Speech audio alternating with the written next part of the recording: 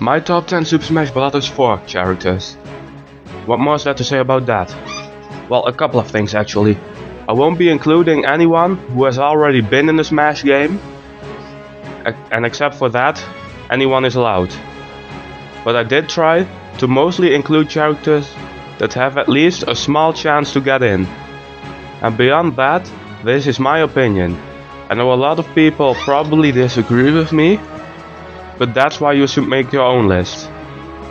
And maybe compare my list or other lists with yours. But let's start this one off.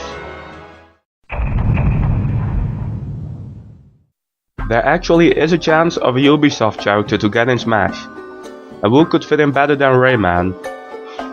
Not only is he someone who could easily join a fight between Mario, Sonic and Pikachu, but he also would be just really fun to fight with simply shooting a ball as a special attack and flying high as upper attack.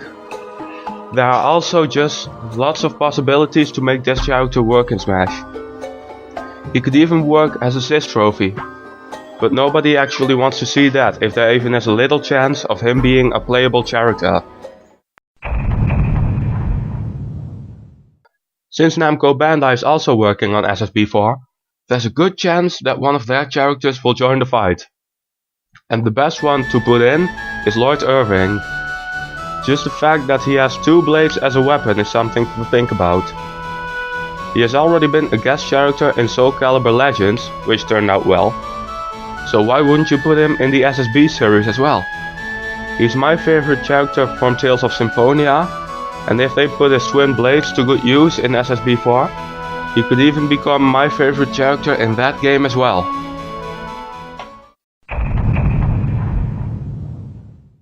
Little Mac is just one of those characters that should have been immediately a character in Brawl, instead of just being an assist trophy. And even as an assist trophy, it already shows us that he would have been a great fighter. But now it's time to actually make him a playable character in SSB4. And as long as we're busy, let's put in the boxing ring as a stage as well.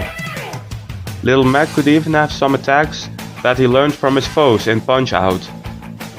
That just proves that Little Mac works better as a playable character than an assist trophy.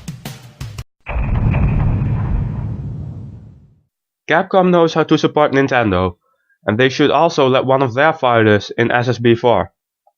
But here's the part where most people will disagree with me. Instead of putting Mega Man or Ryu in my list, why not bring Nintendo some support from the same place you've already done it on the Wii U? That's right, I'm talking about Monster Hunter. Just think about it. You could have up to 12 different movesets for him, one for each weapon type he can use. And think about the different armors you could use as alternative costumes.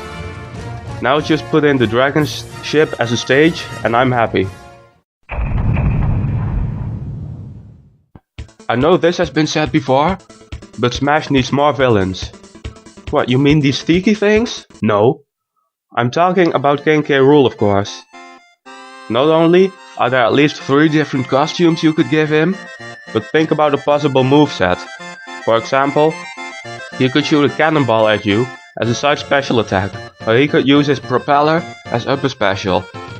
He could even make a good villain in the story mode, next to Bowser and Ganondorf. As long as there are no Tiki monsters to be seen in SSB4, I'm happy. Kid Icarus Uprising brought us a couple of characters that could be playable in Smash, such as Hades, Medusa or even Palutena. But I decided to go with Magnus. Just look at the sword on that guy. But anyway, he could very well be a Smash character, and maybe one of the best melee combat only fighters in the game. His moveset could be similar to Ike's, as long as he isn't a complete clone. And his theme song could even be used in a Kid Icarus themed stage. Who could be the best Konami character to put in SSB4? Well, that's not a hard question. It would be Simon Belmont, of course, with his secondary items as special attacks and Vampire Killer Whip as normal attacks. It wouldn't even be that hard to make a moveset. and using his special attack from Castlevania Judgment as a final smash would work just as well. It almost seems as if he was made for the Smash series, or vice versa, whatever. The point is that he should be a character for SSB4. This one actually is almost impossible, but I just know Nintendo would like to see this just as much as I do. Banjo and Kazooie would probably be in Brawl already if Rareware still worked for Nintendo.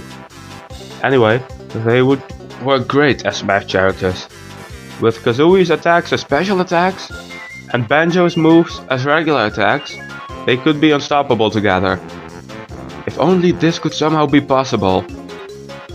But we probably will just have to do with the thought of what if. I actually was in a lot of doubt on this one. Should I put Zant or Girahim on this list? I finally went with Girahim for two reasons. Girahim is the one who puts up a better fight than the final boss in the same game, and at the end of Twilight Princess, Zant just seems kind of pointless to me. But about Girahim, he is one of the best Legend of Zelda characters in my opinion. With his possible final smash being his final form in Skyward Sword, he could be a very strong fighter. There actually are 3 characters who get my number 1 spot: Shulk, Tail and Aaron. The 3 protagonists from Xenoblade, The Last Story and Pandora's Tower. They all have a good chance to get in and also are just great fighters. I just couldn't choose between them.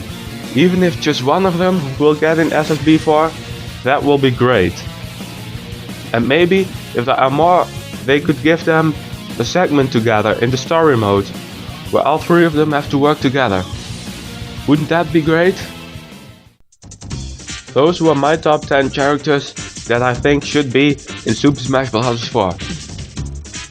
I hope you enjoyed this video, and if you have a different top 10, please post a comment with your own top 10. That's it for now, so see you soon.